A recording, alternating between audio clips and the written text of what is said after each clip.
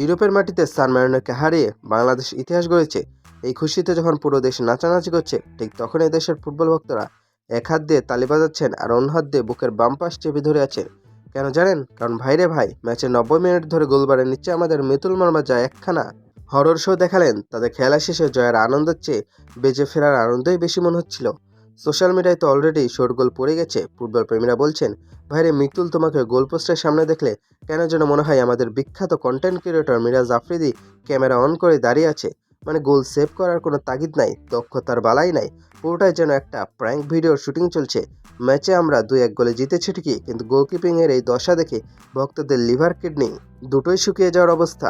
আসলে মিতুল মার্মার গোলকিপিংয়ের থিওরিটা দুনিয়ার কোনো বিজ্ঞানীর পক্ষে বোঝা সম্ভব না। তিনি যখন মাঠে থাকেন তখন তার হিসাব নিকাশ উল্টো চলে। প্রতিপক্ষ যখন গোলমুখে বুলেট গতির কোনো কঠিন শট নেয়, মিতুল তখন বাজপাখির মতো উড়ে গিয়ে অসাধ্য সাধন করে বসেন। আমরা তখন বলি, বাহ কি কিপার। কিন্তু কাহিনীর টুইস্ট নাই তখনই, যখন একদম ললিপপ টাইপের কোনো সহজ বল তার দিকে ধেয়ে আসে। সেই সহজ বলগুলো দেখলে মিতুল ভাইয়ের ভেতর কেমন যেন একটা আধ্যাত্মিক ভাব চলে আসে। চরম খামখেয়ালি আর নার্ভাসনেসের এক শেষ সীমা দেখালেন তিনি। সান ম্যারিনো যে গোলটা দিল, ওটা কোনো গোল দেওয়ার মতো বল ছিল? একদম পাড়ার ফুটবলের মতো একটা সহজ বল, আর সেখানে আমাদের কিপার ভাই নার্ভাস হয়ে গোলটা উপহার দিয়ে দিল। শুধু কি ওই একটা, এরপরে আরেকটা সহজ বলে তিনি যেভাবে কাঁপাকাঁপি শুরু করলেন, মনে হচ্ছিল বলটা ফুটবল না, একটা জীবন্ত বোমা। ওখান থেকেও গোল হতে হতে বেঁচে গেছে।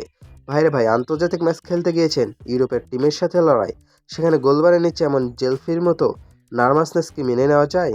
এখন আসলে লাখ টাকার প্রশ্নটা তুলি, আমাদের ডাগটে যখন আনিসুর রহমান জিকোর মতো একজন পরীক্ষিত, অভিজ্ঞত এবং বাঘা বাঘা ম্যাচ জেতানো গোলরক্ষক বসে আছে, তখন তাকে বসিয়ে রেখে গোলপোস্টে নিয়ে এই এক্সপেরিমেন্ট করা মানেটা কি? জিকো ভাই কি সাইড বেঞ্চে বসে পপকর্ন খাওয়ার জন্য ইউরোপ গিয়েছেন? এইরকম হাই ভোল্টেজ ইন্টারন্যাশনাল ম্যাচে দলের সবচেয়ে বেশি দরকার একজন অভিজ্ঞ নেতা, যিনি পেছন থেকে পুরো ডিফেন্স লাইনকে গাইড করবেন, গোলবারের নিচে দাঁড়িয়ে পুরো টিমকে ভরসা দেবেন। আর জিকো লিডারশিপ ও অভিজ্ঞতা নিয়ে তো নতুন করে বলার কিছু নাই। দেশের ফুটবল যখন বিদেশের মাটিতে ইতিহাস গড়ার সামনে দাঁড়িয়ে, তখন এমন এক অভিজ্ঞ দেয়ালকে বসিয়ে রেখে কেন মিতুলকে দিয়ে ভক্তদের হার্টবিট বাড়ানো হলো, এই রহস্যের উত্তর বোধহয় খোদ বাফুফে কর্তারাও দিতে পারবেন না। সোজা কথা বস, আমরা সান ম্যারিনোকে হারিয়েছি, ইতিহাস গড়েছি, সব ঠিক আছে, তপু বর্মন ভাই গোল দিয়ে আমাদের বাঁচাইছে, সেটাও মাথায় রাখলাম, কিন্তু গোলবারের এই চরম দুর্বলতা লুকিয়ে রেখে সামনে এগোনো কিন্তু অসম্ভব। আজকের ম্যাচে ভাগ্যের জোরে বেঁচে গেছি, রেফারিও একটু দয়া দেখিয়েছে, কিন্তু পরের ম্যাচে যদি আরও বড় কোনো দলের সামনে পড়তে হয় আর গোলপোস্টের নিচে যদি এই নার্ভাসনেসের মেলা বসে, তাহলে কিন্তু কপালে বড় শনি আছে। কোচ সাহেবের প্রতি আকুল আবেদন, পরের ম্যাচে দয়া করে জিকো ভাইকে গ্লাভস জোড়া পরিয়ে মাঠে নামান। আমরা খেলা দেখতে চাই, থ্রিলার মুভি দেখে হার্ট অ্যাটাক করতে চাই না।